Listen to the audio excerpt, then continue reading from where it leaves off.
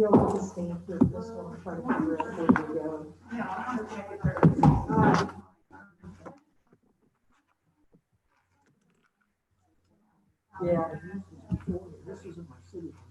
going. Good evening, everyone. I'd like to call to order the work session for the City Council for Monday, July 27, 2020.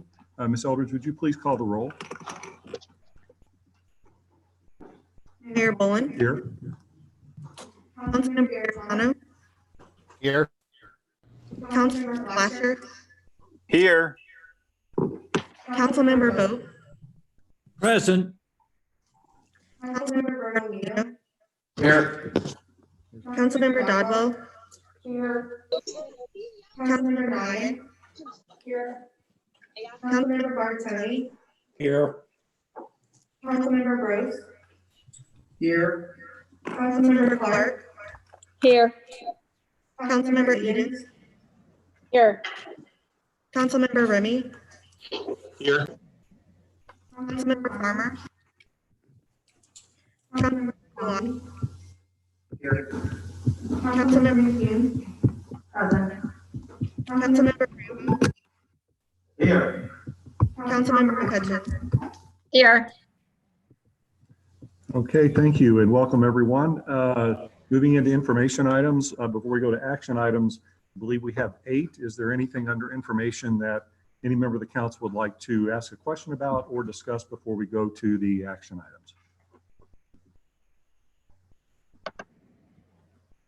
items? Councilmember McCutcheon? Yeah, can somebody give us an update on the Otherton Road Bridge replacement deck as far as mitigating erosion?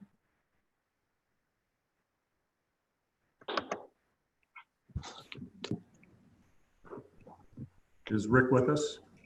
Yes, sir, I am. As we provided information relative to the project, it's ongoing and moving forward on schedule. The contractor last week poured the deck, and we'll start forming the walls of the bridge shortly and then building the approaches. As far as concerns about the stream bank channel, we are planning to revegetate the stream bank in the area of the project, and that is underway. Those discussions are underway with the contractor at this time. Thank you for the update. Okay, thank you, Rick. Anyone else wish to speak to anything? Councilmember McCune. 1 second, I'm just trying to get my audio going on my mic.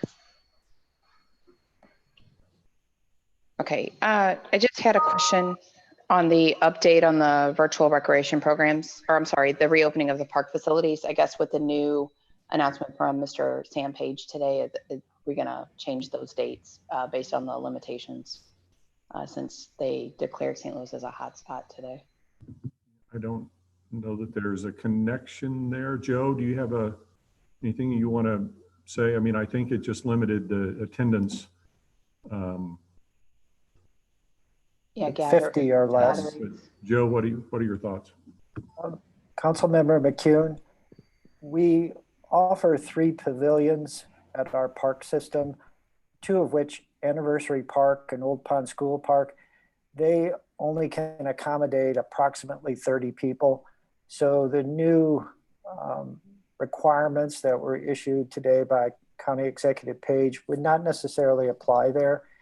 It does, it potentially could apply at Community Park, the larger pavilion, because it can accommodate over 100. And we've already limited it to 50%, which is around 50. But we'll take another look at it, I can assure you, just to make sure that we're being consistent with St. Louis County's requirements. Yeah, I just want to make sure, because that's a big question that I get from residents when we're opening our park facilities and parks for the kids. So I appreciate the clarification. Certainly, thank you. Joe, it seems like a practical approach we could take is, if we're not already doing it, is when someone reserves the pavilion, just to ask them how many they intend to have and let them know about the limitation. I believe we do that, Mr. Mayor, but I'll verify and make sure. And if we're not, we will from now on. Thank you. Councilor Gaetano. Yeah, hi.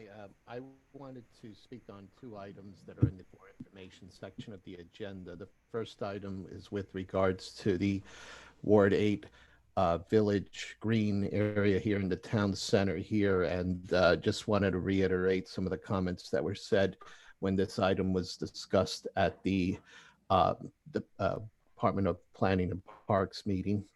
And so just to let everyone know that we do have the results of our first public input session that are available in that work session agenda there. And it was very informative to get a lot of great feedback. I want to reiterate what Ms. Kathy Arnett mentioned, that this was probably at the top of one of the most well-received public input sessions compared to some of the others. I think Community Park may have had about half as many. So we're talking about the Village Green here. So just wanted to put a plug in for that good feedback here, and that work continues there. And then the other item that I do want to speak on is just, again, complimenting the progress that's taking place on the Manchester Streetscape Phase 3 project, that project that's going on Manchester Road between Taylor and Etherton Road. As you could drive through there, if you haven't had a chance, you'll see a lot of the work that's coming together. Sidewalks are being poured, the street lights are up. Today they were out there putting signs up. It's really starting to come together. So I want to again commend the work that's being done by those involved. Thank you. Thank you. Anyone else wish to speak to anything under information? Councilmember Edens. Hello. On the recreation program that was mentioned, we had a yoga teacher offer to teach a class for free, which I know Mr. Vunich and I, we talked about that last year. Could we make that a virtual option as well? Especially because in the middle of the summer with heat and a mask requirement, I think could also be an issue with somebody passing out. We'll talk with the lady that's offered to provide the class and see if she can do it. If she can, certainly I'm sure she'd be glad to. And I'll advise all city council once we've had that discussion and the outcome. Thank you. Thank you. Anything further under information? All right, moving to action items, we have three. The first is proposed change to the composition and terms of the Architectural Review Board. You have a memo from Joe on that, and you've also probably seen this mentioned in my mayor's report of a few weeks ago relative to the difficulty from a practical standpoint that we've had with respect to meeting all the different rules in play, namely stacking it with licensed architects who live in Wildwood and also complying with voter mandated term limits. So Joe, I know you did a memo on this. Would you like to say anything about the background? And I know this went through planning and parks as well. So. Yes, Mr. Mayor, and I'll tell the city council that Mayor Boland has been the impetus here, and he's heading off a problem that we've had in the past that we think we're going to have much more in the future. So I appreciate his efforts in this regard. I just want to mention that before making any changes, Mayor Boland did meet with the Architectural Review Board members, solicited from them any comments they had, and if changes were made, how they would like to see those changes completed. So the Architectural Review Board did provide input. That input was passed on by Mayor Boland to City Attorney Young, who prepared the draft legislation. And I believe it captures exactly what they had recommended. The Planning and Parks Committee did also review this. They supported the change as well, again, based upon Mayor Boland's direction in this regard, as well as the Architectural Review Board's input. The only comment the Planning and Parks Committee had relative to the draft legislation was potentially increasing the length of terms from 3 years to 4 years to better coincide with the 8-year limitation that is now part of the charter. With that, Mr. Mayor and members of the City Council, if there are questions, the department would be glad to answer them, and I would also defer those to Mayor Boland. But also, if there are, at the conclusion of any questions or comments, the department would respectfully request the authorization to add this to the next city council agenda for action. Thank you. Thank you, Joe. And we have Councilmember McCutcheon who wants to speak to this. If I could real quickly, I just want to thank the Planning and Parks Committee for its recommendation to increase the term to 4 years. That's a great idea. And with respect to the alternates, so the current term is 3 for the full, what I call full members, and two-year terms for alternates. And I had suggested that we move the alternates to 3 to make it consistent. But I think the idea of moving it to 4 in light of the charter provisions that limit it to a required two-term approach is just makes it all the better. So thank you for that great idea. Councilmember McCutcheon. Yes, in that same vein, I was going to move that we amend the proposed ordinance changing the Architectural Review Board composition and qualifications to 4 years instead of 3. Well, you could actually make that as part of the main motion if you want, since we don't have a motion on the floor. You could just move to to request the preparation of legislation to affect these changes with the 4 years for both full members and alternates. Would you be okay with that? Yes. Okay, is there a second to that motion? Seconded by Councilmember Clark. Is there any discussion on the motion? Seeing no discussion, all in favor, please say aye. Aye. Aye. Aye. Aye. Any opposed? Any abstentions? Motion carries. Councilmember McCutcheon, did you want to say anything further? I see your hand up on Zoom. Yeah. I lowered my hand. Thank you. Okay, Councilmember Bartoni.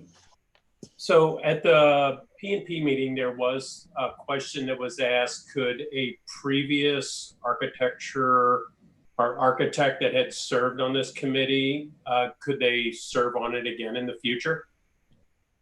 So I have asked that question to John. We have a different attorney from his firm with us this evening, Mr. Drew Weber. So I would defer to him to answer the question. My recollection is that John told me that once they have served the 2-term limit, that they cannot be reappointed to it. But Mr. Weber, is that correct or not? Yes, that's correct. They can't serve, whether it's consecutive or non-consecutive, 2 terms is the max. Okay. even if they served before the charter was changed by the voters. Oh, so you mean, so someone served 5 years ago or something and they want to serve a second term? Well, no, then the term limits apply from the adoption of the charter. Okay, and I could barely hear that, but without getting too picky on this, just because the terms used to be less than 4 years, if somebody has not served a full 8 years, would they be eligible to serve more? I see where you're going. That may require some review. I think what he's asking is, since the term, and Councilor Bartoni, correct me if I'm wrong, but are you asking, since the term was previously 3 years, for example, and now it's 4, would they be able to serve an additional 2 years in effect for 1 year additional for each term under the 2-term limit? Is that what you're asking, basically? Well, and kind of a two-part question. The first part, I think you might have answered, but the first part would be, if they previously served, are they eligible to serve again? You know, so it sounds like that they're not, even though the charter was changed after their terms, you know, were expired, so to speak.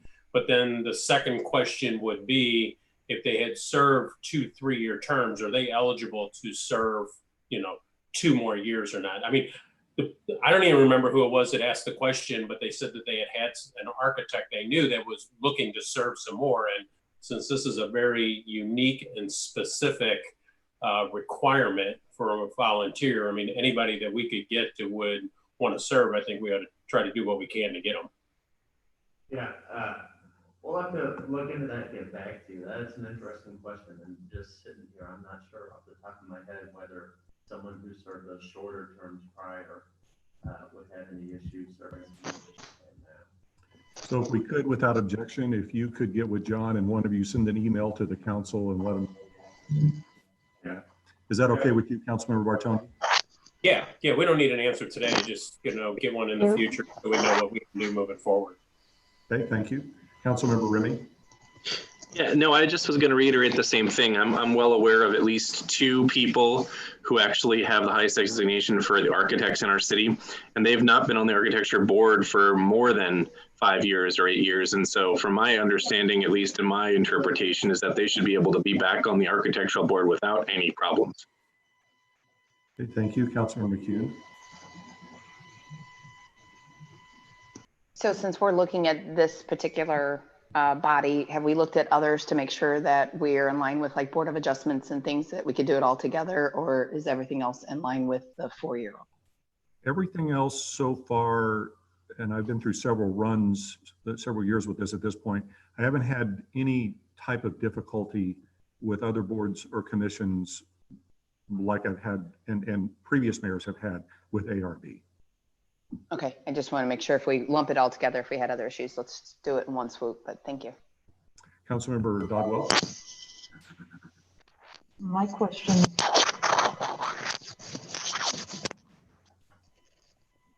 Let me find my little thingy here. Sorry. My question has to do with since we had other members on other boards and council members and mayors that had served previously, I thought when we went to these limits on any of the boards or anything else, then we could, I guess, we would not consider their previous service as part of the limitation cycle. So if somebody served on the Architectural Review Board 7 years ago for 3 years, and then they're willing to come back now, that would start the clock over for them again, would it not? That might be the case, and I think that's something we could ask City Attorney to address as well. Okay. Okay, thank you. So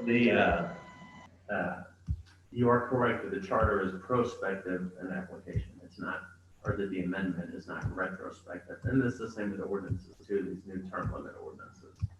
So to the extent that there is a limit on the number of terms that people can serve after the effective date of the charter, you're right that past terms from whenever they were, however many years ago, those would not count. Now, I took the question about, because we're in the middle of terms now, right?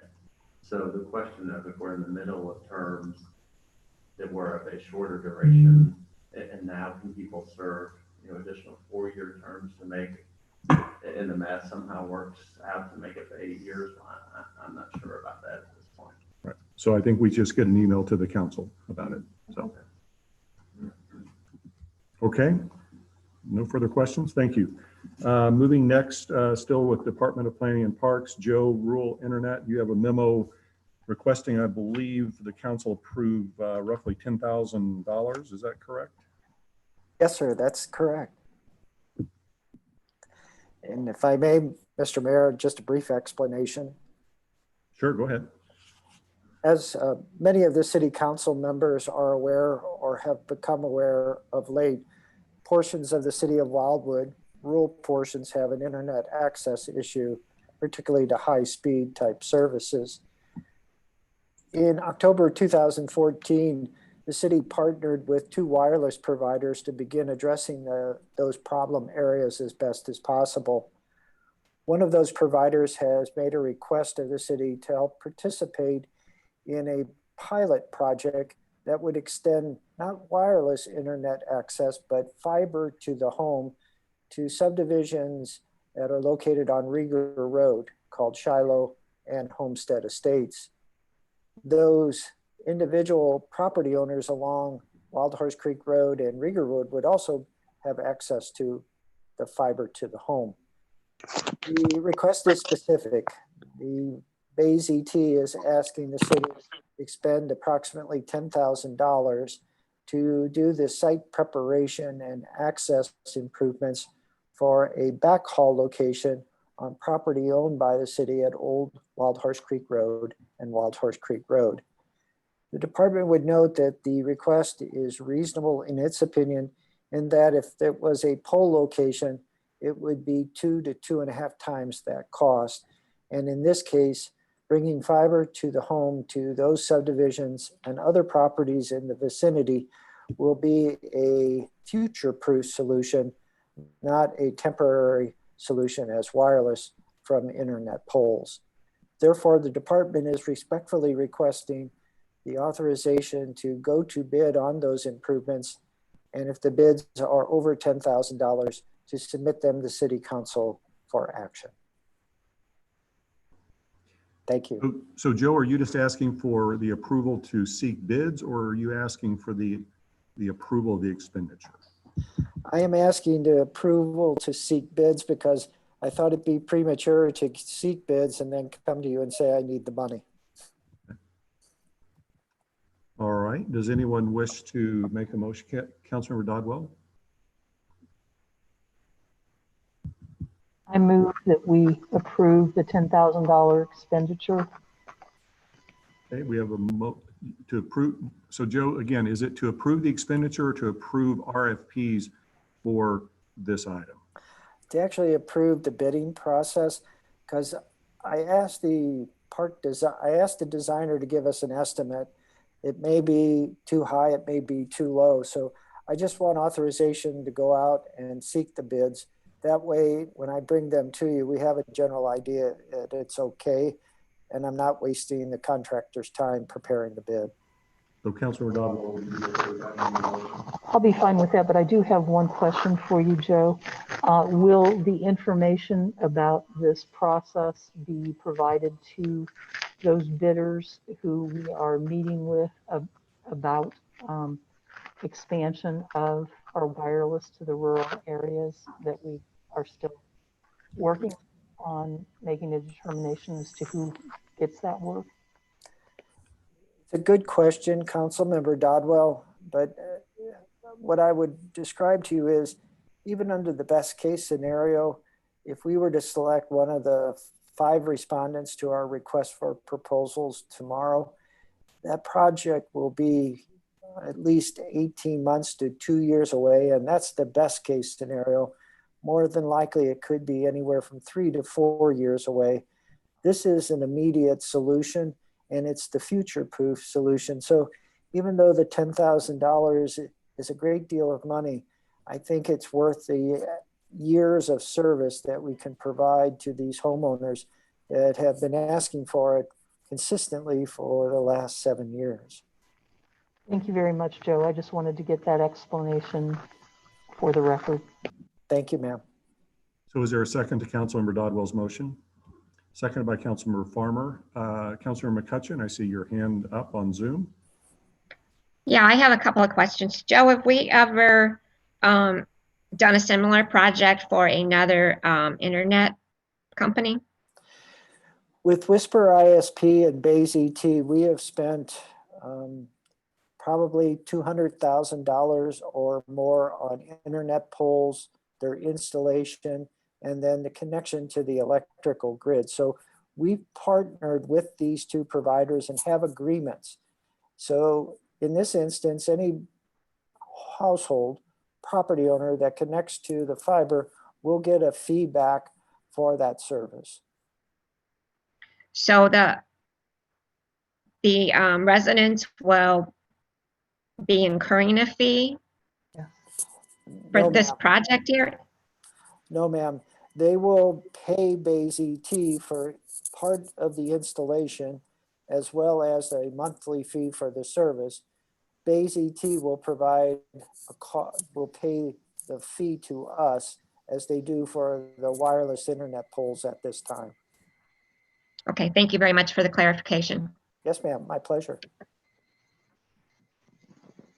Okay, any other questions or comments before we vote on them? All right, seeing none, all in favor of the motion, please say aye. Aye. Aye. Aye. Any opposed? Any abstentions? That motion carries.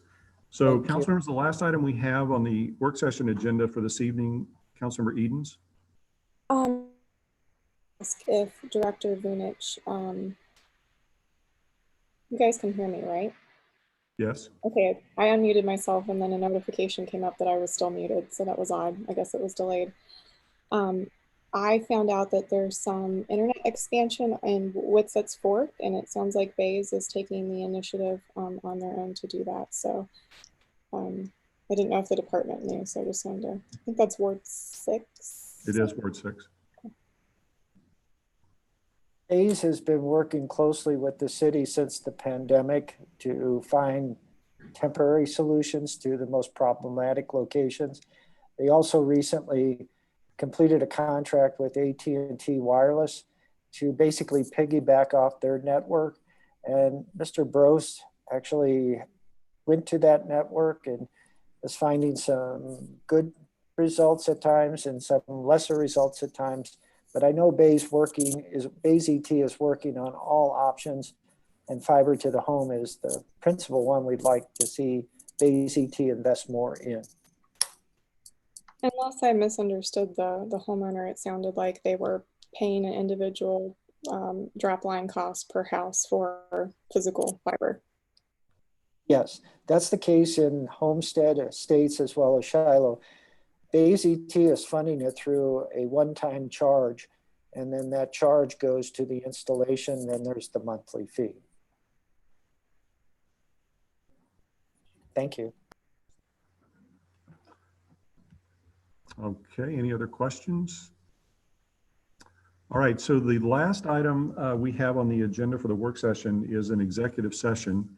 And as you know from our previous discussions, our city attorney has been fairly firm that we should do those only in person and not allow, not do it with any Zoom feature. And we have 8 council members in the chambers this evening, which creates a quorum. But as a practical matter, if we were to go into an executive session, we would only have 8 votes. We could not have 9, which means that even though we could go into an executive session, the council would not be able to take action because we're 1 short. So what we'll do in that event is just move the executive session to the next council meeting, and hopefully we can get we'll get that extra person for the next time. And I think that it's nothing significantly urgent at this point. Is that City Administrator Ansom?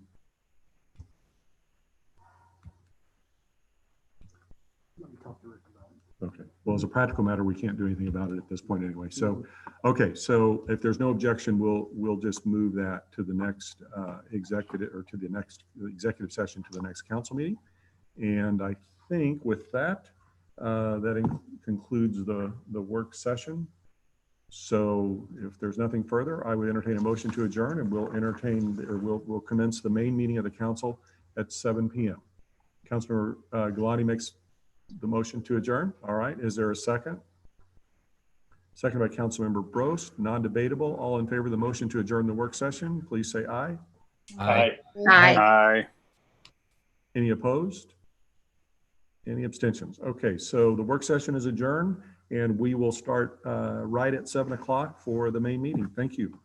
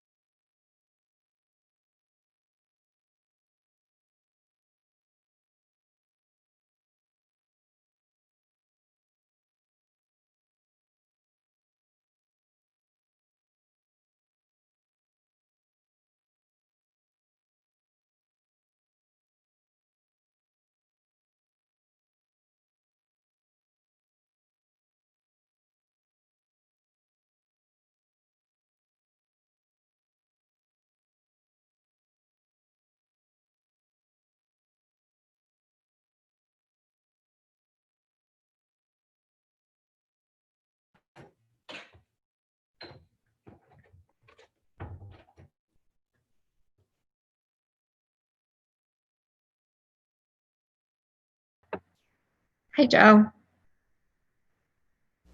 Hi, how are you, Deborah? Good to see you again. Oh, were you talking to me or Joe Farmer? There's Talking so to many Joe Joes. Farmer. That's right.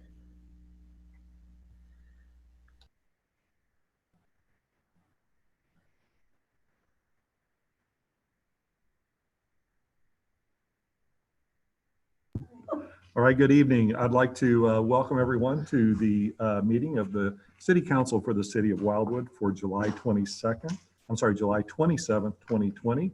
And we are having this meeting this evening with some council members present in council chambers as well as participating by Zoom. Ms. Eldridge, would you please call the roll? Here. Councilmember Garitano, Here? Councilmember Flasher, Here. Councilmember Boat, Here. Councilmember Bertolino, Here. Councilmember Dodwell, Councilmember Nyan, Councilmember Gargoni, Here. Councilmember Gross, Councilmember Clark, Councilmember Edens, Here. Councilmember Remy, Here. Councilmember Farmer, Here. Councilmember Giovanni, Here. Councilmember McCune, Here. Councilmember Randall, Here. Councilmember McCutcheon. Here. Okay, thank you, Megan, and welcome to everyone. If you are comfortably able to please stand with me so we can say the Pledge of Allegiance.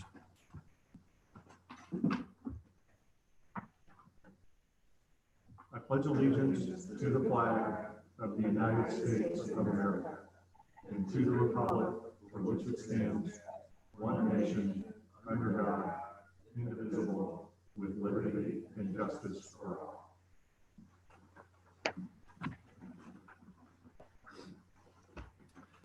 Thank you. The next item on the agenda is the approval of minutes from the council's July 13, 2020 work session and regular meeting. I think that we do have a few editorial changes. Ms. Eldridge, would you like to let the council know? I think there were like 3 of them typos. Do you have those you can let the council know about?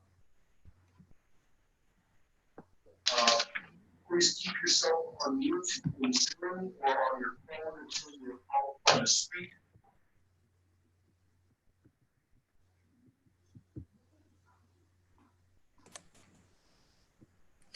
Okay, so on page 4 on the draft minutes, under Bill 2560, right before the roll call vote, it says Bill 260 instead of 2560.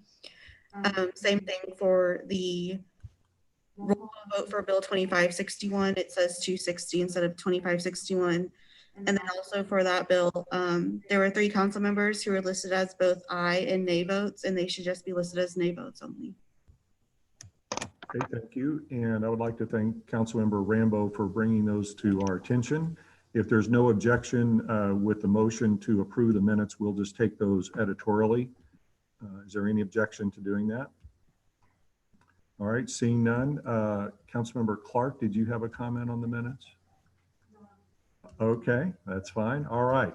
So with that, I would entertain a motion to approve the minutes as editorially changed. Made by Councilmember McCune. Is there a second? Seconded by Councilmember Dodwell. Any discussion on the motion? See no discussion. All in favor, please say aye. Aye. Aye. Aye. Any opposed? Any abstentions? All right, that takes us to public participation. Do we have any speaker cards? And we don't have anyone joining us this evening by Zoom. So we'll move into mayoral appointments and announcements. We have one appointment, which is it's a reappointment, Mr. Chad Adams from Ward 1 to continue on our Historic Preservation Commission. You have my memo on that. If you have any questions, I'd be happy to answer them. If not, I would entertain a motion to approve Mr. Adams, made by Mr. Brost. Is there a second? Seconded by Councilmember Clark. Is there any discussion on the motion to approve the reappointment of Mr. Adams?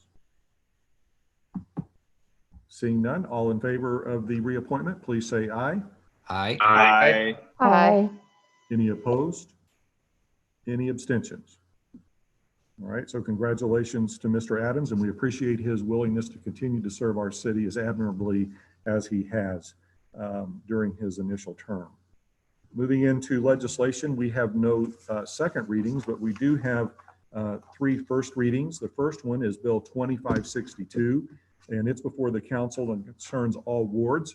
Is there a motion for the first reading of the bill? Made by Councilmember Dodwell. Is there a second? Seconded by Councilmember Nyhan. All in favor, please say aye. Aye. Aye. Aye. Any opposed?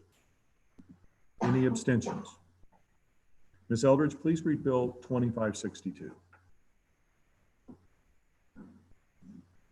Bill number 2562, an ordinance by the City Council of the City of Wildwood, Missouri, authorizing certain changes to Chapter 415 of the city's municipal code zoning ordinance, specifically Chapter 415.090 through Chapter 415.160 inclusive, which will add new requirements to the review and permitting processes associated with ground and roof mounted solar panel arrays relative to their respective levels of impact on surrounding properties, all being consistent with the Planning and Zoning Commission's letter of recommendation on this matter dated June 15th, 2020. Thank you. Joe, do you have anything you'd like to mention relative to Bill 2562? Yes, Mr. Mayor, with your permission.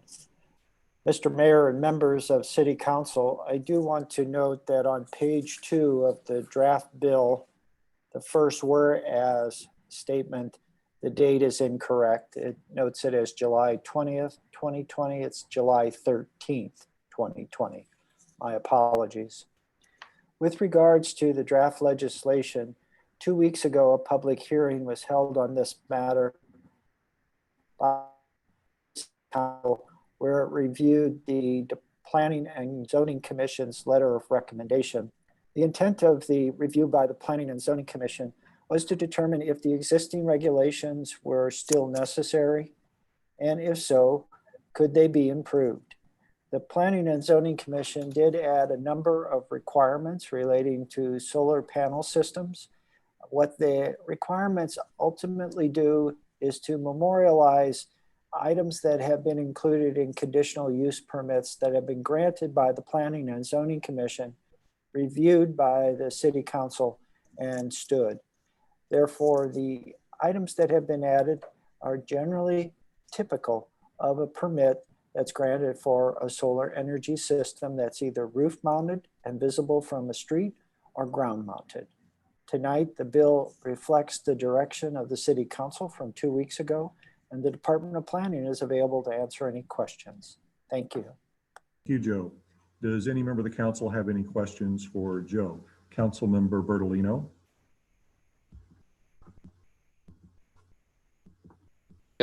Joe, I think if I read it correctly, the change is going to require any homeowner who wants to install the solar panels has to take that request to their HOA, and the HOA has to basically sign off on it. What happens in 2 cases? What happens if an HOA says, no, we don't want you to cut that tree down to allow for your solar panels, and yet the city might say, oh, it's okay under grand trees if they replant, per our specifications. Are we setting ourselves up to be at odds with the HOAs, even though we're trying to include them in these decisions? Are we setting ourselves up for a lot of discourse here? Councilmember Bertolino, it's an excellent question. And one, in this particular instance, this item was brought to the Planning and Zoning Commission by the city attorney. The original language actually required the homeowners association to act upon the request favorably. The city attorney expressed reservations about the city enforcing private restrictions. So as it reads today, based upon the input from the city attorney, the applicant must get verification of notification to the homeowners association, and that it should be provided to the city of Wildwood. In absence of that verification, no action can be taken on it unless appealed to the Planning and Zoning Commission. So we have now changed, and we now require just notification verification, not an actual favorable action.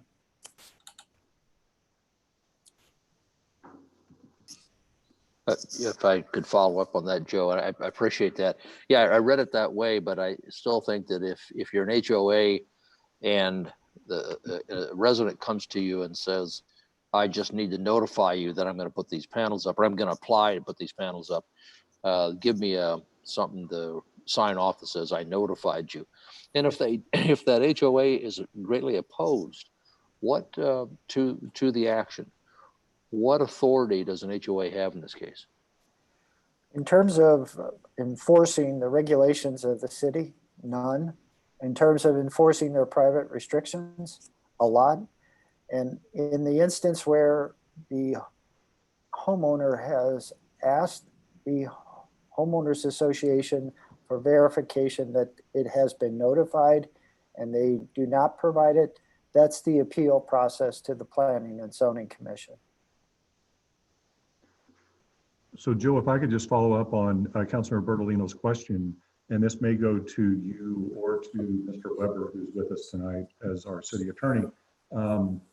Let's say that someone does not get approval from an HOA that prohibits, their restrictive covenants would prohibit this type of thing, or their covenants would allow the trustees of the HOA to make that decision. And yet the city, in this hypothetical, doesn't have an issue with the solar panels. Would it not be the case that without the HOA approval, they would not, even though the city may approve it, the HOA restrictions would govern and they would not be able to put the panels up? Is that a fair conclusion to either you or to Mr. Weber?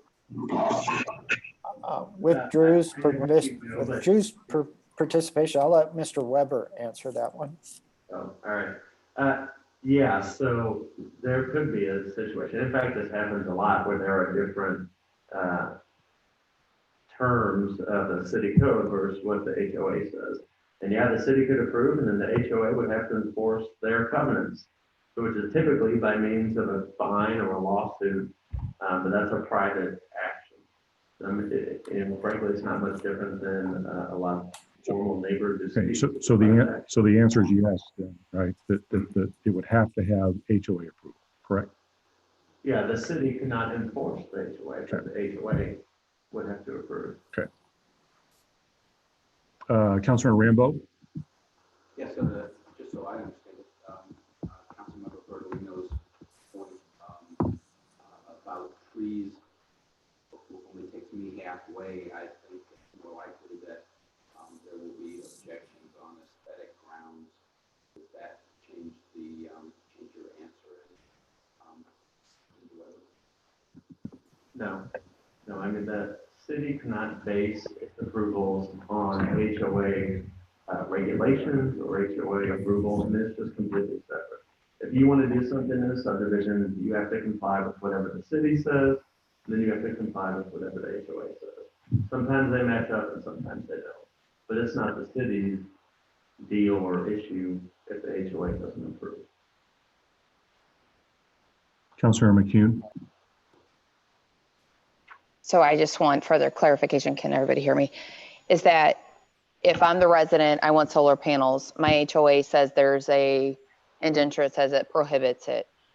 I come to the city, say they're not going to agree to it, but I'm going to move forward regardless of what my HOA states, because I'll deal with them on a separate manner. You guys give me the go.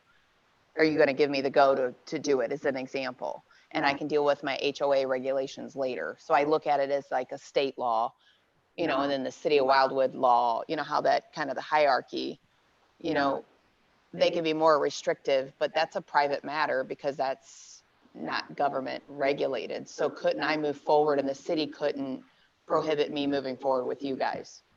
So I guess that's the legal question I'm asking. Yes, what you said is correct. If the city grants approval and the HOA says, no, you can't do it. Well, I mean, that's not the city's deal. The city has granted approval, and then the resident can find out with the HOA. If the HOA wants to enforce it, then they can file a lawsuit or levy fines or something like that. So because I don't get the approval, I just make the notification, you guys will still approve my application. Right, under this code provision, yes. Okay, thank you. Ms. McCune, compliance to all the other requirements set forth as well.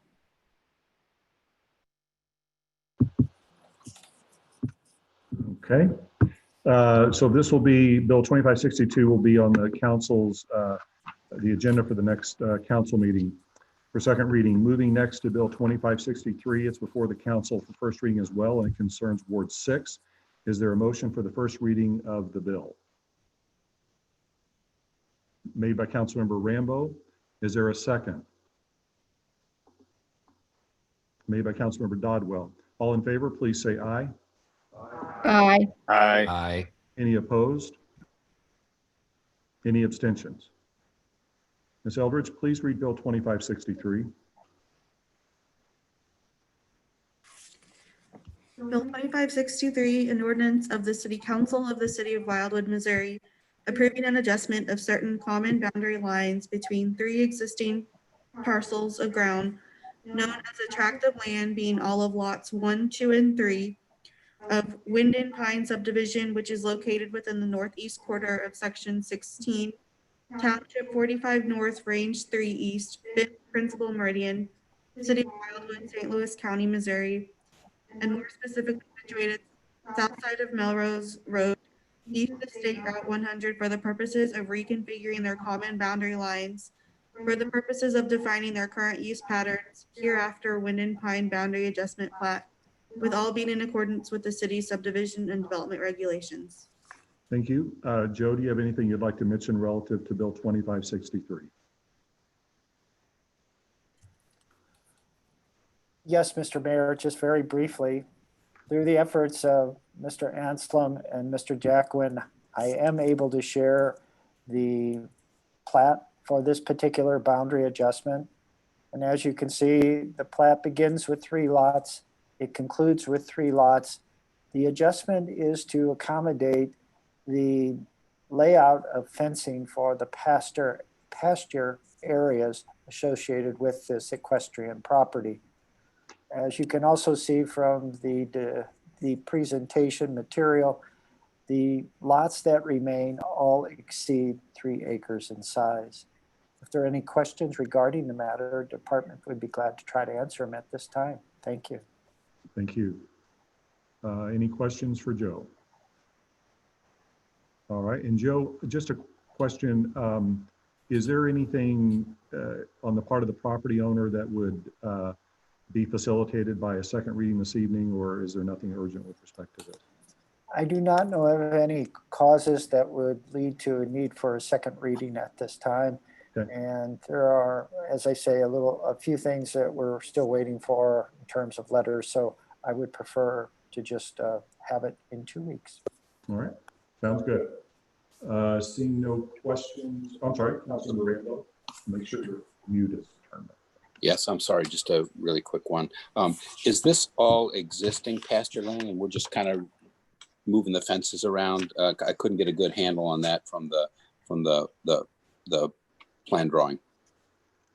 Yes, the owner of property, the largest property, the 15-acre tract of land, is just following the existing fence line. So the property lines will mirror the pasture as it is. Thank you. You're welcome, sir. All right, so it will also be on the council's agenda for the next meeting. Moving lastly for first readings to Bill 2564. It also concerns Ward 6. Is there a motion for the first reading of the bill? Made by Councilmember Rambo. Is there a second? Seconded by Councilmember Galani. All in favor, please say aye. Aye. Any opposed? Any abstentions? Ms. Eldridge, please read Bill 2564.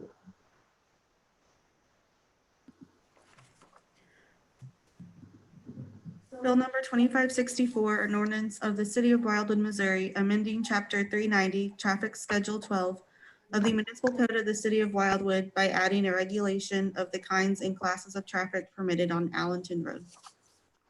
Okay, Rick, do you have anything further you'd like to mention relative to Bill 2564? Just briefly, Mr. Mayor, if I can, this proposed regulation would be identical to that in place already on Fox Creek, Centaur Road, as well as Pond Road and Smith School Road, and it does include an exception such that it allows those tractor trailers to deliver to Wildwood properties or to operate from Wildwood properties. And with that, I'm available for any questions from the City Council at this time. Thank you. Councilor Rambo. Yes, just a clarification. I'm sorry, I'm a newbie. Does the existing Fox Creek ordinance cover concrete trucks and quarry trucks and those kinds of things? Because they're just as unsafe on those roads as a semi truck would be. I assume you guys looked at that. I just kind of like to know what the answer was. Councilmember Rambo, the existing ordinance on Fox Creek only restricts semi-tractor trailers, so it doesn't affect single unit trucks, gravel trucks, and those sort of vehicles. There was a lot of discussion when that went into effect as to whether that was necessary, but ultimately the decision was made to merely restrict the large semi-tractor trailers. Okay, thank you. So Rick, I'm assuming that there's no exigent need for this evening, other than perhaps I'm operating on the assumption that the impetus for this may be residents that live in and around Allenton Road. And if that's the case, would you want to have a second reading so this can get on the books and their concerns alleviated and be consistent with similar roads in Ward 6? If that's the pleasure of the council, certainly we'd be glad to entertain a second reading tonight. I don't know that there's an urgent need for it, but that would be fine. We can, the sooner it's passed, we'll be glad to get the signs up and make it effective. Was this brought about by residents' concerns relative to traffic on Allenton Road? In large part, it went to the Board of Public Safety based on a resident concern. That's correct, Mr. Mayor. Okay. Would any member of the council want to make a motion for a second reading on this? Made by Councilmember Bertolino and seconded by Councilmember Brost. Before we get to that, Councilmember McCune, I have your hand up. Yeah, I just wanted to ask you a further question on your question, Councilmember Rambo. So are you wanting to restrict to those vehicles? And if so, do we do that elsewhere with like restrictions under 12,000 pounds or something like that? Would that be something that you're interested for that area? Well, I could see trucks from Buse and Quarry making a shortcut to get to Highway 100 westbound, but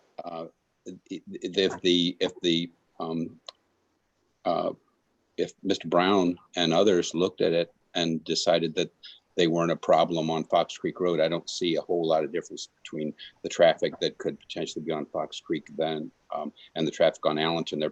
They're likely to go 109 because it's easier and better, and those guys are all pros and they want to be safe and they want to make time, and they're not going to make time on the road. So it was just worth asking, but if we've looked at it, so thank you for the question. Okay, thank you. Just want to make sure that we've discussed that.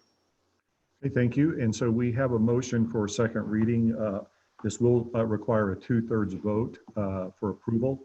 We'll do a roll call and see if we get to that point. All in favor of a second reading of Bill 2564, please say aye. Aye. Aye. Aye. Any opposed? Any abstentions? So we do have a 2/3. It's unanimous. Ms. Eldridge, please read Bill 2564.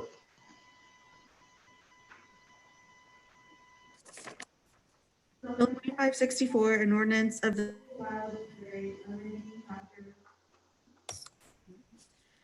Bill 2564, an ordinance of the City of Wildwood, Missouri, amending Chapter 390, Traffic Schedule 12 of the Municipal Code of the City of Wildwood by adding a regulation of the kinds and classes of traffic permitted on Allenton Road. Okay, Rick, assuming you have nothing further to add at this point. That's correct. Mr. Chairman. I'm available for any All questions. right, any further questions for Rick? Seeing none, Ms. Eldridge, please call the roll for final passage of Bill 2564. Councilmember Garitano, Yes.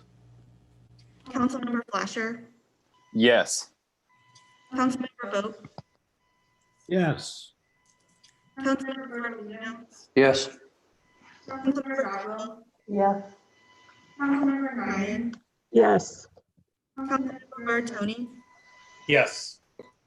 Councilmember Gross, Councilmember Clark, Councilmember Edens, Yes. Councilmember Remy, Yes. Councilmember Farmer, Yes. Councilmember Galani, Yes. Councilmember McCune, Yes. Councilmember Yes. McCutcheon.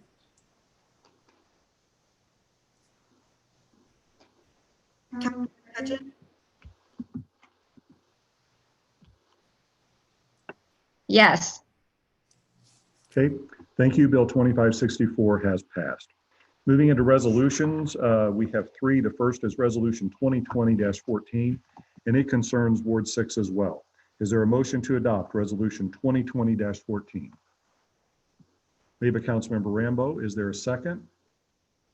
Seconded by Councilmember Remy. Ms. Eldridge, please read Resolution 2020-14. Resolution 2020-14, a resolution by the City Council of the City of Wildwood, Missouri, endorsing and thereby committing the sum of $200,000, which represents the community's match as the project sponsor and applicant to the Municipal Park Grant Commission's grant program, round number 21, for the funding of the proposed Bluffview Park Improvement Project. Thank you. Joe, do you have anything further to mention relative to Resolution 2020-14? Yes, Mr. Mayor, and I believe Mr. Jackson can share screen. I would appreciate it very much, sir. And if not, I understand that too. Oh, there we go. Like he's going to be able to do that here in just a minute. All right, Joe, go ahead. Thank you, Mr. Mayor. Mr. Mayor and members of the City Council, the Municipal Park Grant Commission has an annual grant program that is available each year for consideration by municipalities. The last grant program the city participated in was Community Park Phase 3. At the conclusion of that particular discussion on Community Park Phase 3, the Planning and Parks Committee at that time encouraged the Department of Planning and Parks to consider other locations instead of Community Park, since it had been a focus for a number of years. The Department of Planning is submitting this for consideration based upon two key points. First, Bluffview Park is receiving a great amount of attendance of late, particularly since the hours for trail use was extended into the nighttime. Secondly, there is a scenic overlook on the southern end of the park property that is a great location to see the Merrimack River and the Crescent Valley. It is the intent of this grant application to make that scenic overlook ADA accessible, which it is not at this time. The feeling is that if we can make it accessible, certainly a greater number of people will be able to enjoy what is probably one of the best views in all of Wildwood. There are a number of conditions associated with this, one of which is that during the upcoming budget session, the Department of Planning will be presenting the $200,000 amount as part of its capital improvement program. Based upon the 5-year plan, that money appears to be available based upon a conservative approach that was taken in 2019 for 2020 as well as 2021. So therefore, the City Council will have an opportunity to further discuss this at a future meeting and meetings, but the grant application is due in approximately 2 weeks, which makes it incumbent to at least try to submit this resolution along with the grant application to have the option. Mr. Mayor and members of the City Council, the department would be glad to answer any questions in this regard. And thank you to Mr. Jacquin again. Thank you, Joe. One question I have, what would be the likely grant that the city would receive for this? We're applying for the maximum, and so it would be approximately $525,000 from the Grant Commission, supported by another $200,000 from the city. Okay, thank you. Any other questions from Joe or comments? Councilmember Bartoni? Joe, this might be an unfair question, but the source of this revenue, this grant, are they having same challenges as other municipalities and businesses and with money? Yes, they are, Mr. Bartoni. They depend on sales tax, just like the city of Wildwood and many other municipalities in St. Louis County. We were a little surprised that they were going to have a grant cycle in 2020. But again, we felt it was incumbent upon the department to at least try. And this particular park has probably the least amount of improvements. And so it was a good candidate to kind of upgrade. Okay, seeing no further questions, all in favor of the motion to adopt resolution 2020-14, please say aye. Aye. Aye. Any opposed? Any abstentions? All right, the resolution passes. Moving next to resolution 2020-15, it's before the council and it concerns all wards. Is there a motion to adopt resolution 2020-15? Made by Councilmember McCutcheon, seconded by Councilmember Dodwell. Ms. Eldridge, please read the resolution.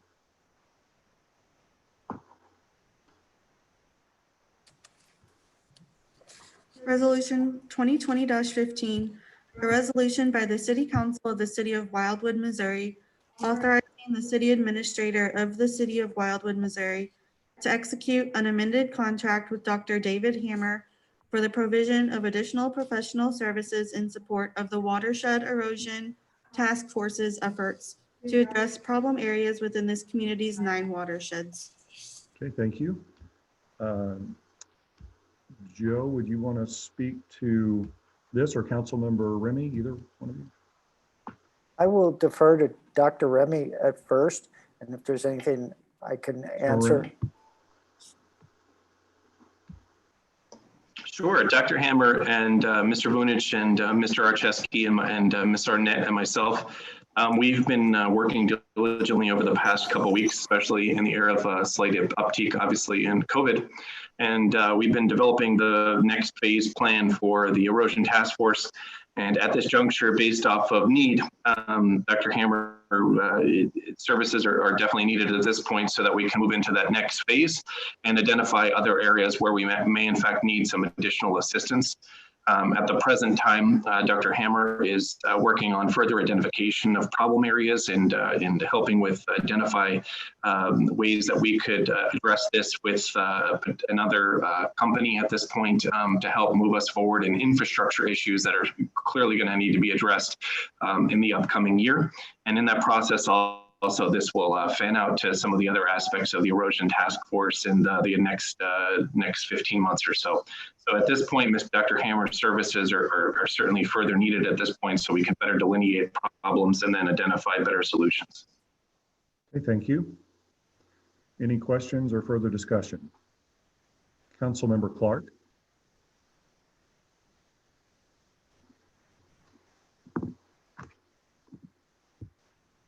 Just a question about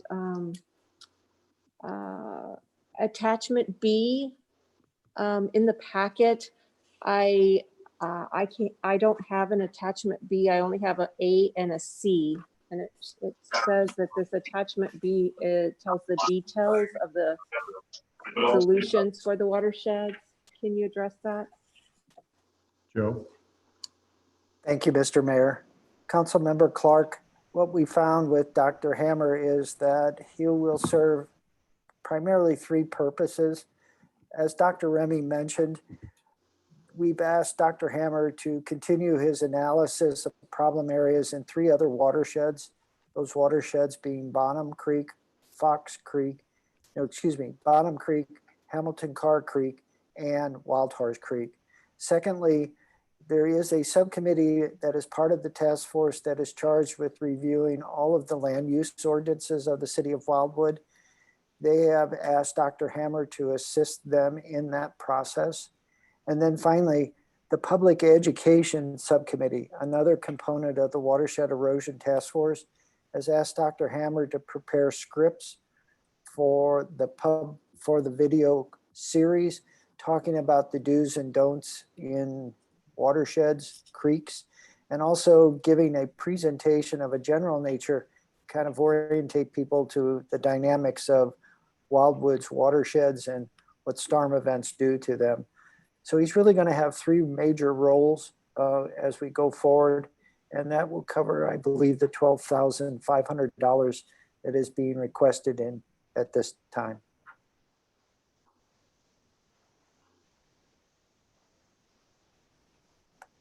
Councilmember Clark. So is that all that's covered in attachment B, or is there more? That will be enough to carry us through to the end of the year. The script writing, the video presentations, the time in the field, at least 3 watersheds. But more importantly, I think the ordinance review will take a good deal of time as well. I'm not 100% sure. Before Mr. Anselm would sign the contract, if the resolution is passed, I will have Dr. Hammer put that list in writing, and we can add it to the contract at this time. And I was just going to suggest, Joe, if you could email that to the council before the contract is signed, that would be good. How long do you think it would take you to get that to the council? I suspect I can have it tomorrow. Excuse me. Okay, so if this passes, I'll hold on signing that until you get that to the council to make sure we don't have any further follow-up questions or issues from Councilmember Clark or others. All right. That's an excellent suggestion, sir, and I'd be glad to do it. Okay, thank you, Joe. Councilor Bartoni, did I see your hand? Okay, my apology. All right, all in favor of the motion to adopt resolution 2020-15, please say aye. Aye. Aye. Aye. Aye. Any opposed? Any abstentions? Resolution carries. Moving next to, motion carries, resolution is passed. Moving next to the last of the resolutions, 2020-16 is before the council, and it concerns all wards. Is there a motion to adopt resolution 2020-16? Made by Councilmember Remy, seconded by Councilmember Bartoni. Ms. Eldridge, please read the resolution.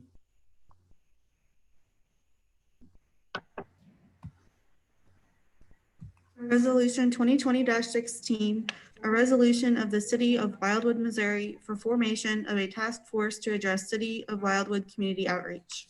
Thank you. Councilmember Remy, I know this was your creation. Do you want to say anything about this before the vote? Sure, and I'm happy to answer questions too after there's maybe some. But before we do that, I'm happy to amend the resolution if there are other members of the council that wanted to join the recommendation for this resolution. We've got a number of them, but I just didn't want to leave anybody out if that's correct. And also Mr. Bartoni's name is incorrect spelled. We are missing. So it looks like Miss McCutcheon wants to join. If there's anyone else, I just want to make sure. Yeah, Ms. McCutcheon has a question. I'll call Oh, sorry about that.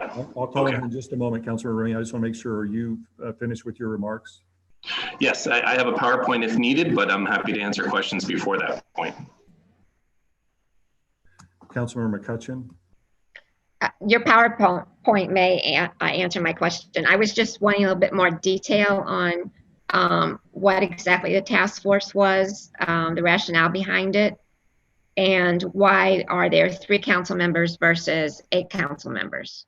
Okay, so why don't we go with your PowerPoint, Councilor Remy, because that may answer some questions here. So, sure. And then Councilor McCutcheon, after that, we'll come back to you first to see if it doesn't answer your question. Okay, thank you. Okay. Are you guys able to see this? We are. Great. So I'm just going to take you through a couple slides and then tell you a little bit of the derivation and what the planned goals are of this task force and why I think it's needed. And then I can certainly talk about the complement of members as part of this. And so, as mentioned on the resolution, it's the City of Wildwood Community Outreach. Really, it's engagement, but for purposes of this resolution, we're calling it the Community Outreach Task Force. This is the resolution as you see before you. Much of this resolution is born out of much of what I've observed over the last year and a half in the city, as well as interactions with different associations and nonprofit organizations. And then certainly the need really has been generated by the COVID pandemic and stay-at-home orders and inability for many individuals to be able to impact their local community or at least access engagement within the community and or the city. And so the way that I view about community engagement, this is a shared responsibility of the City of Wildwood, county and state representation, fire police entities, educational institutions, civic associations, faith-based organizations, and nonprofit groups. To get individuals engaged, the city offers a number of programming as well as a number of the different community partnerships and community organizations. And so the task force is really centered upon two separate areas. The first one really involves the city and the City of Wildwood. And my first question and purpose behind this task force, and our city employees first and foremost, just so we're all on the same page, do an outstanding job with their programming and have done a great job for 25 years. But I think it's a good opportunity for us to figure out perhaps how can we improve our community's engagement in City of Wildwood programming? How can we identify what works well? What are the barriers to involvement? How can we include many of our almost 40,000 citizens and ways to increase their citizen involvement in city programming and or being involved in a number of the different civic opportunities at the city? So that's number one, is to really identify those areas, understand the programming that we have provided over the past many years, and understand what sort of barriers limit that engagement. The second one is to do something similar and use the city in a good way, which is to partner with civic organizations, nonprofits within the city limits of Wildwood, and to understand exactly what are the programming opportunities from those organizations. Are there areas that have oversaturation? Are there areas that have undersaturation?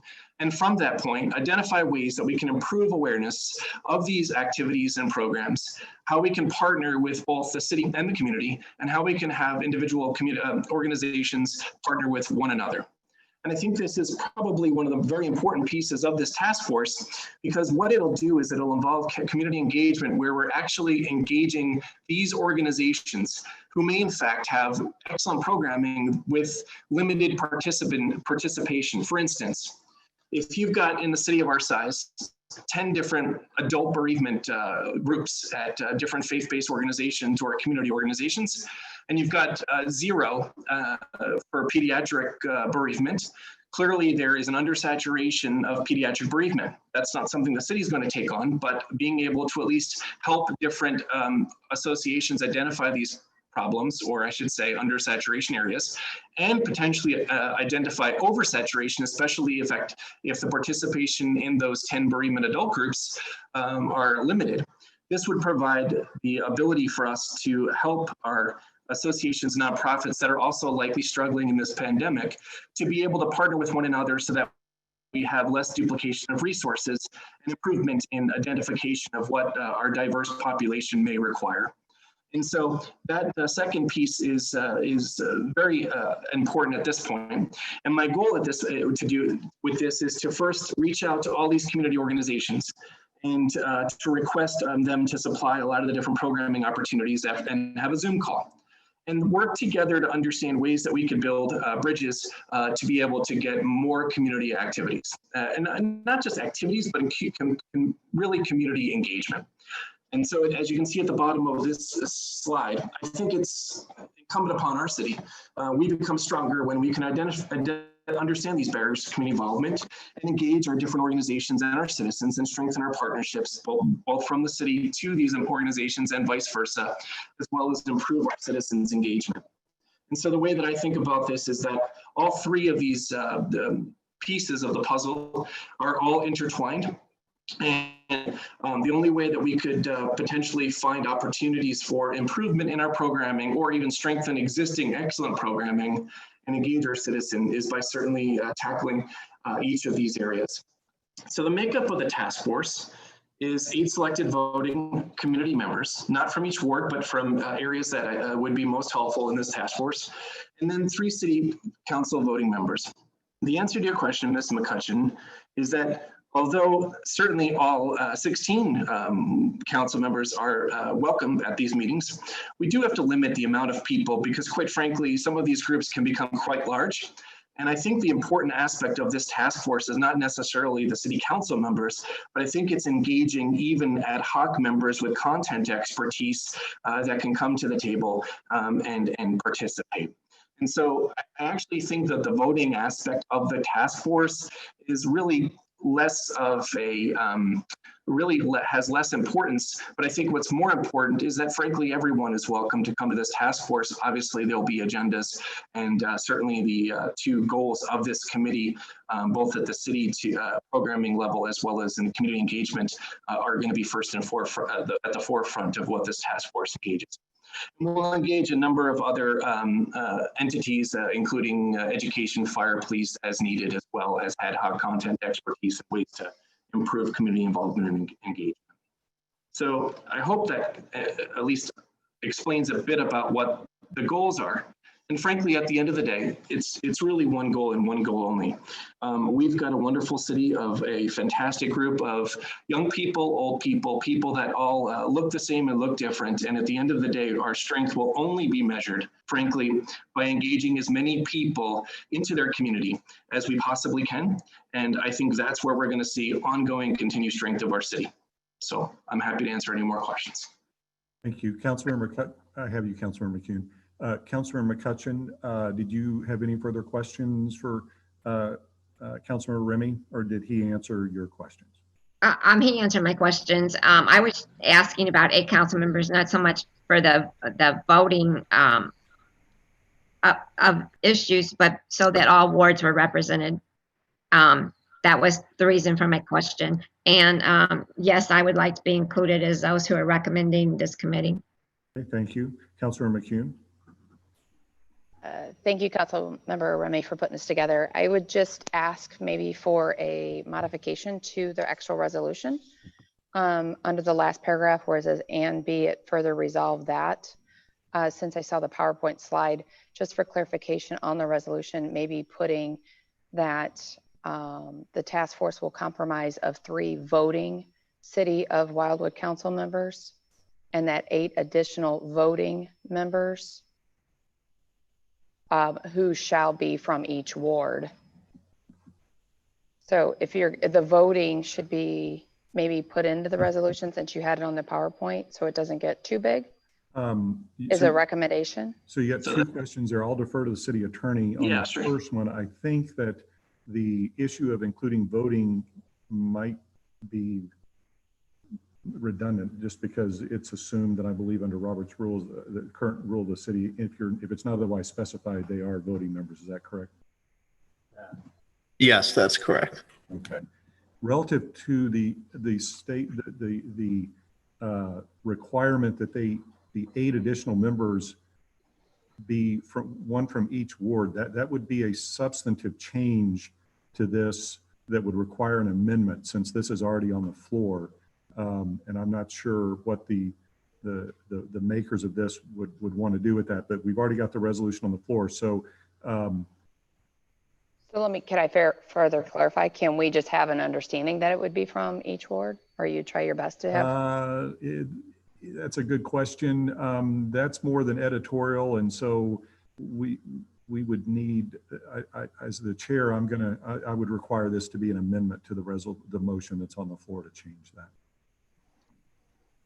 Yeah, I don't want to complicate things. I think this is really a well-presented resolution, and I think it's a great initiative. I was just trying to make sure that we covered, so there wasn't further questions of why, Ward 6 has 4. So one thing I would just say, Councilor McCune, and for the rest of the council, is that when I put together the list of appointees to present to the council for approval, I will as I think I do this with about every committee, even if it's not required, is to include on the list of considerations for those appointees, the wards, so that we don't stack up everyone from one particular ward. So I'll keep that in mind as I do with every other commission and committee.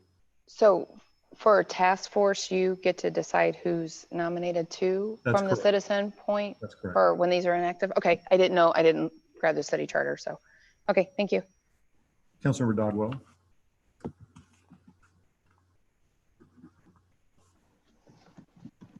Sorry,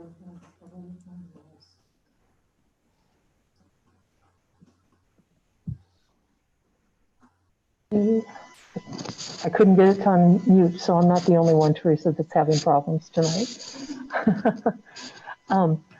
Reason that I wanted to speak was I wanted to indicate how much I appreciate Councilmember Remy looking at this kind of public engagement. As many of you know, I've been on city council for a long time, and for us to be able to reach out to our sister and brother partners in the city of Wildwood, I think is tremendous in this particular effort. The other thing I would like to ask is, in an effort to help continue to engage our city administrator in Wildwood and what's going on here, I'd like to make sure that he's on this committee as a representative from the city team. I think that provides multiple benefits to the city of Wildwood so that he can better understand the community that we live in, and also he can engage with the residents, and they have a resource kind of at the helm here at City Hall that I think will help build tighter relationships. Lastly, I'd love to be on this committee, but that's a vote for the council. And thirdly, or fourthly, I'd like to make a motion that we approve as is and start filling in the personnel to take on this task. So since the motion is on the floor unadulterated without any amendment, you're going to get your wish on that here in just a moment. Okay. All right. Thank you for the comment. Council member comments. Council member Garetano. I think Councilmember Bartoni may have had his hand up before me.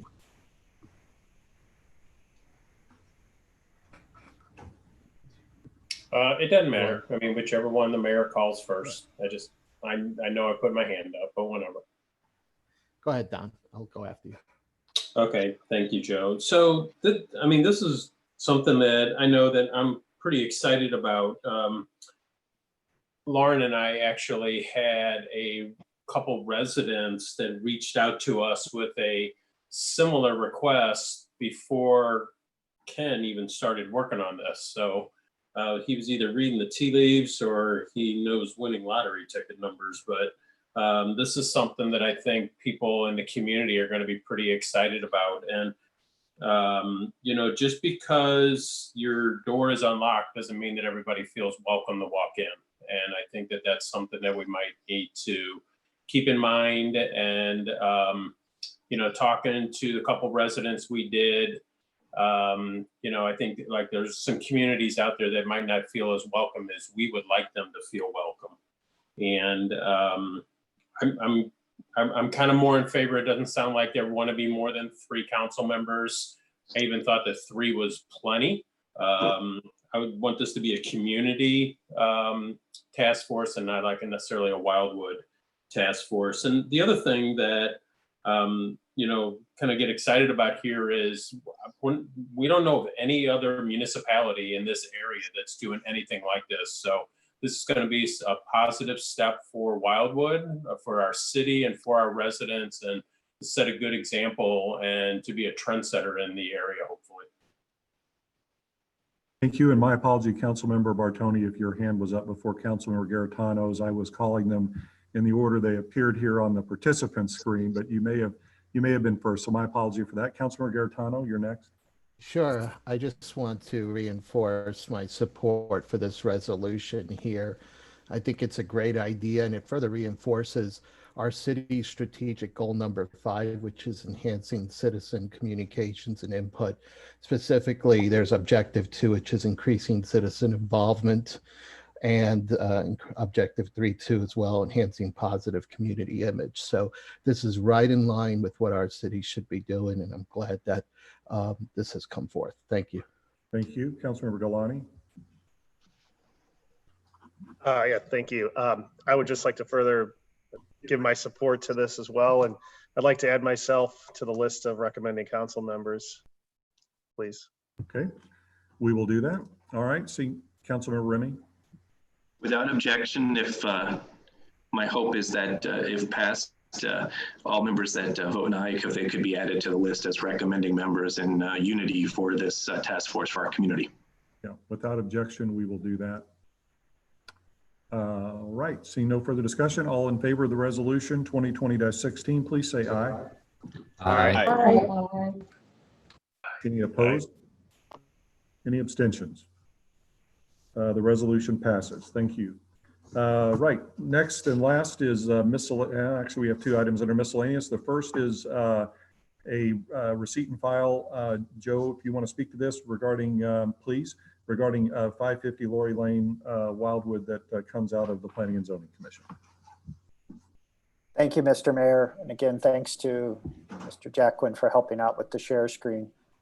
Mr. Mayor and members of the City Council, the Planning and Zoning Commission completed the conditional use permit process for this large water feature and associated waterfall this past Monday night, July 20th. This matter has been under consideration for several years based upon health concerns and noise code considerations, but ultimately the Planning and Zoning Commission approved the site development plan package after consideration of many resources and other items. Tonight, this is being presented to the City Council for receipt and filing. If there are any questions regarding the site development plan package or the action of the Planning and Zoning Commission, the Department of Planning would be glad to try to answer them at this time. Thank you. Thank you, Joe. Any questions for Joe regarding that item? All right, Thank you again. Done. Moving next to approval of expenditures. These have been provided to the council, the expenditures for today's date. If there are no questions, I would entertain a motion to approve the expenditures as presented. Made by Councilmember Galani. Is there a second? Second by Councilmember Garetano. Any discussion on the motion? Councilmember McCutcheon.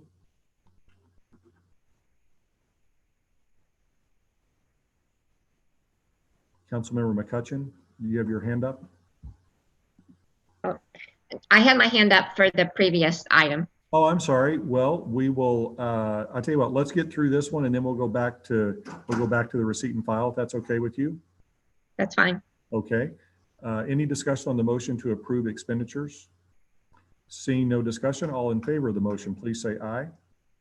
Aye. Aye. Any opposed? Any abstentions? Motion carries. Councilor McCutcheon, back on the receipt and file regarding Lori Lane.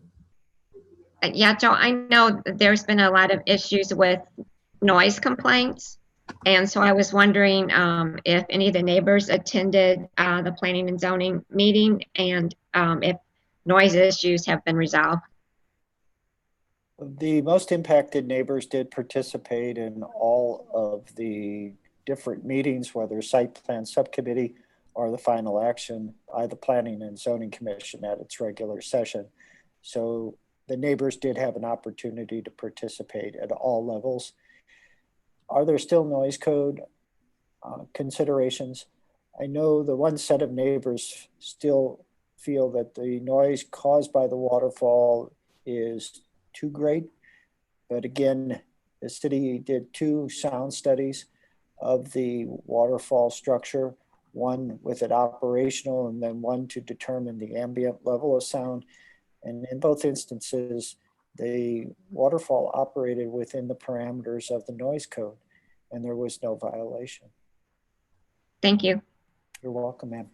Thank you, Joe. And for the question, Councilmember McCutcheon, and just for the record, Ms. Eldridge, back on the approval of expenditures, Councilmember McCune advised that she abstained from that. So I don't know if you got that. If you did get, okay, so Councilmember McCune, we did get that. Yeah. Thank you. Okay, thank you. All right, council members, I think that takes us to adjournment. I would entertain a motion to adjourn. Thank you for your time this evening, made by Councilmember Farmer. Is there a second? Second by Councilmember Clark. Non-debatable, all in favor of the motion to adjourn, please say aye. Aye. Aye. Any opposed? Any abstentions? Motion to adjourn carries. Thank you. Have a great rest of the week, and we will see you in 2 weeks.